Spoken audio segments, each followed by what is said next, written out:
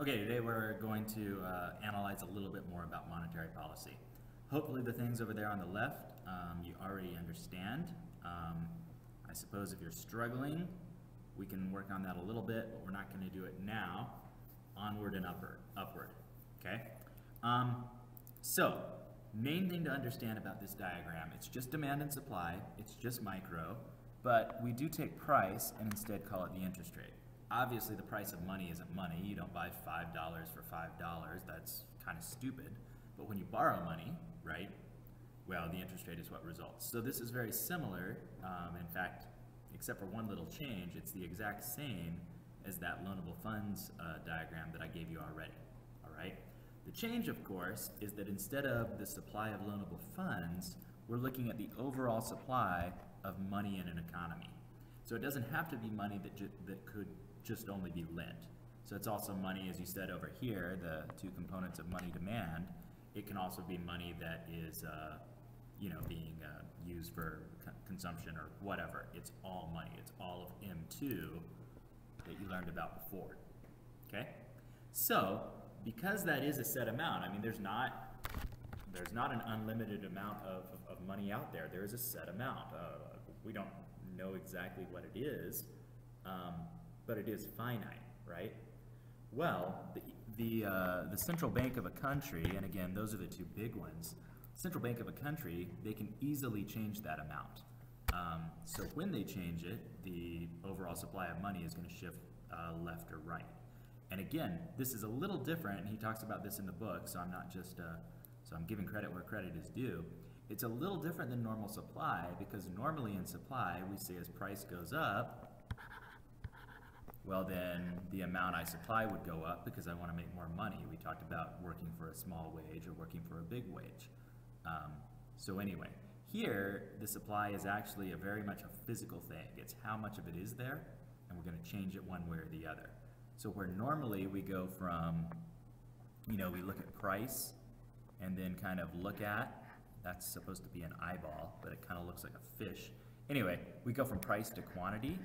Here we're actually going to go the other way. So we're going to start looking at the quantity and see what happens to price, which is a little bit different than other economic analysis. Okay, so again, simply put, if that is the quantity, well then we're going to find right up here, go up to the demand curve and then over, and that's going to be the resulting interest rate. Okay, again, it's not so much the concept of equilibrium, it just means when the quantity is this much, what's the interest rate? Okay, it's very straightforward. On the other hand, if the central bank decides to move the quantity of money over to here, well then again, we're going to say that the interest rate is going to fall right up here, wherever it intersects. So again, it's just demand and supply, but it's even, I guess, even simpler, because really only one group is reacting. It's not both groups reacting to each other, okay? So that's how that's determined.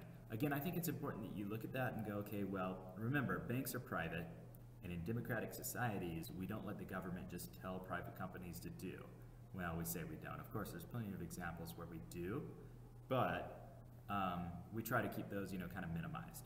So again, for a bank, the interest rate is their price. So this is how the government, even though it's not their business to set the price, the interest rate, this is how the government is able to do it anyway.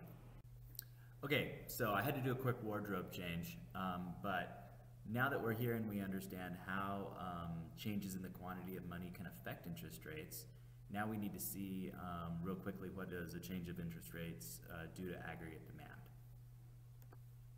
Okay, and if we look at our components of aggregate demand, again, it's important to see that of those various components, really only one of them is going to be majorly affected by a change in interest rates.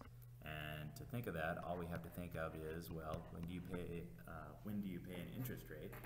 And you pay it when you take a loan. And there's only one of those that is really directly affected by taking a loan or related to taking a loan, and that is investment. The others might be the government isn't really going to borrow money, not in that way. The way they change interest rates is also the way they borrow money, so it would be like fighting fire with fire. And the other two, consumption and net exports, Yeah, there will be some effects, but the biggest effects are going to be in investment.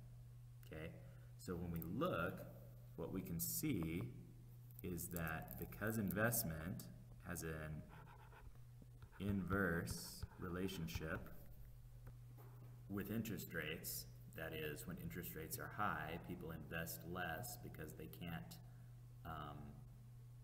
make as much money because they're having to pay so much back in interest.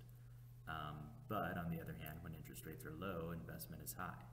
So if that's true, well, we can simply look at aggregate demand and say that a decrease in interest rates is going to result in more investment. So that's going to be a shift over from 81 to 82. But if there was an increase in interest rates, we would see less investment.